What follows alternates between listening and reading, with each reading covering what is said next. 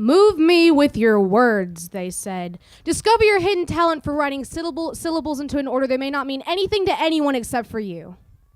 Do this, they said, but don't use your own gruesome, non-symbolic, emotionally disturbed words. No, use the happy and cheery ones from the list we provided. Even though this is the only way for you to express yourself, don't you dare make me feel anything.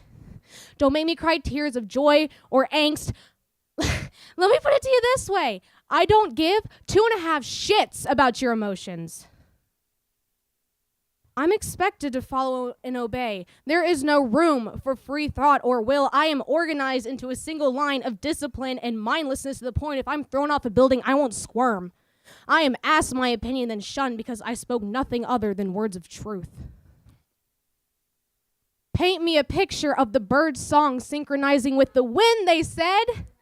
Play me a song on piano that sounds like the aura of an innocent child. But right before you do that, get your pathetic self over here, sit down, shut up, and tell me why your education and the ability to know more than others is more important than anything you will ever love. Your passion doesn't matter. Put a silver noose around that passion you feel and jump off the Brooklyn Bridge. Maybe now you'll know how you should feel. Tell me all your thoughts on God, they said. But make sure it is no different than child 1, child 2, child 3, and child 4. I mean, we wouldn't want to cause chaos now, would we? Your ways are different. I'm sorry, I don't recall asking you how free thought has poisoned you to the point where all you want to do is interrupt the rest of your peers so you can control their dull thoughts. Remember in kindergarten when they asked us what we wanted to be when we grew up? Remember how we would stare with our bright eyes and malleable minds into the abyss of our future? Some of us prefer the more extravagant careers, like an astronaut or president, while some of us wanted a simpler life, like a nurse or even a policeman. And remember how the teacher would wear a plastered smile because our teachers knew the truth. They knew that we would have to devote our lives to constant hours of subject we would never need or use again. And to be able to reach those careers, we either had to be a straight-up genius or live for years with student loans buried deep within our ankles. When you're trying to justify yourself, do not slap me in the face with the Constitution. Believe me, I know how it goes.